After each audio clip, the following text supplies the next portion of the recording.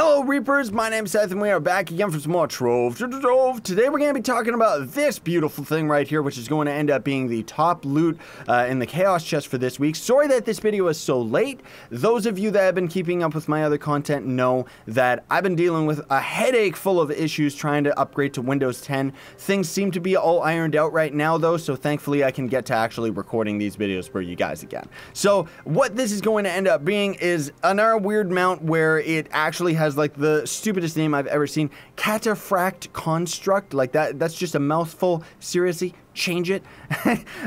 Change it to Radiant Warhorse, because as you end up unboxing this thing, you're going to see it called the Radiant Warhorse, which is quite weird because this is actually not really anything to do with a Radiant theme of the entire game.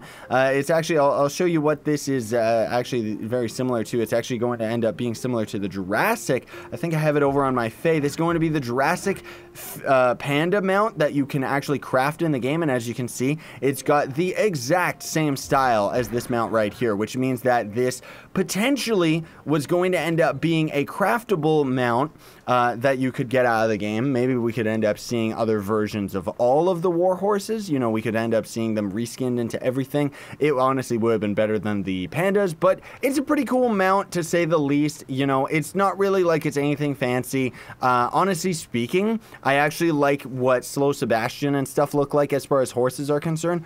I've never really been a fan since they've been added to the game of the Warhorse or the Radiant Horse. Like seriously, there's just something about the fact that there's just these tiny little feet on the ground. I would really love it if it actually had moving functional legs and was a full-on horse mount, but either way, the fact that you actually get this thing out of the Chaos chest for absolutely free is not really that big of a deal. I mean that in the best way possible, where it's like, why not just go for it and never mind taking anything else that I'm saying to heart. Now, crafting this thing is going to end up being quite expensive and weird because, again, it seems like the developers are under the impression that this is a Radiant steed rather than actually, you know, being what it is, which is a Jurassic steed. So thankfully, we're not going to end up seeing a price of meteorite fragments, because that's probably what we would have seen if this ended up being, you know, given the proper inventory items towards it. But 30,000 flux, pretty standard. 2,400 radiant shards, which is going to be quite expensive, and 700 steed feed. It's been a long time since there's been something added to the game that took steed feed, man. Or at least it feels like it to me. Steed feed is just still to me like something that was like, wow, you need this for like all the pen blocks, and then it was just like such an expensive resource back in the day, man. Like seriously.